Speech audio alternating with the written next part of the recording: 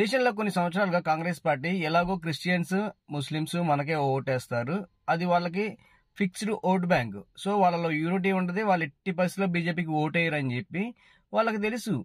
So secularism అనే ఒక ఇతరాన్ని నాటి రాజ్యాంగంలో కూడా దాన్ని యాడ్ చేసి సెక్యులరిజం పేరుతో హిందువుల బ్రెయిన్ వాష్ చేసి కాంగ్రెస్ పార్టీ హిందువులను కూడా తన ఓట్ బ్యాంక్ మార్చుకుంది. అది ఇన్ని సంవత్సరాలు నడిచింది. కానీ ఇప్పుడు హిందువుల్లో మార్పు వచ్చింది. ఇప్పుడు బీహార్ రిజల్ట్స్ చూడండి.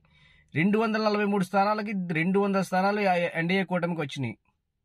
20 సంవత్సరాలు నితీష్ కుమార్ పాలన చూసిన తర్వాత కూడా ఓటేశారు. సో ఇక్కడ తెలుసుకోవాల్సింది ఏంటంటే ఫ్యూచర్ లో తమిళనాడు అయినా, కర్ణాటక అయినా, కేరళ అయినా, వెస్ట్ బెంగాల్ అయినా, ఏ రాష్ట్రమైనా సరే, తెలంగాణ, ఆంధ్ర అయినా సరే ఎన్డీఏనే గెలుస్తుంది. ఎన్డీఏకే ఓటేస్తారు హిందువులు. ఎందుకంటే సెక్యులర్ ఉండి మనం కాంగ్రెస్ పార్టీకి ఓటేసినా వాళ్ళు మనకు పనిచేయరు. వాళ్ళు పనిచేసేది కేవలం ముస్లింస్ కి, క్రిస్టియన్స్ కి మాత్రమే పనిచేస్తారు. హిందూ దేవాలయాలను ధ్వంసం చేసినా వాళ్ళు మాట్లాడరు.